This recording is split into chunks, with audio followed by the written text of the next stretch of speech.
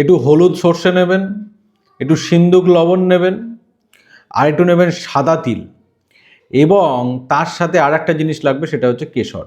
এই 4টে জিনিস আপনি একটা হাতের মধ্যে নেন, এক মুঠো করে সেটাকে নিজের উপর থেকে 7বার ঘোরান, অ্যান্টি ক্লকওয়াইজ ঘোরান, এবং সেটা শনিবার দিন অশ্বত্থ গাছের নিচে গিয়ে রেখে আসুন।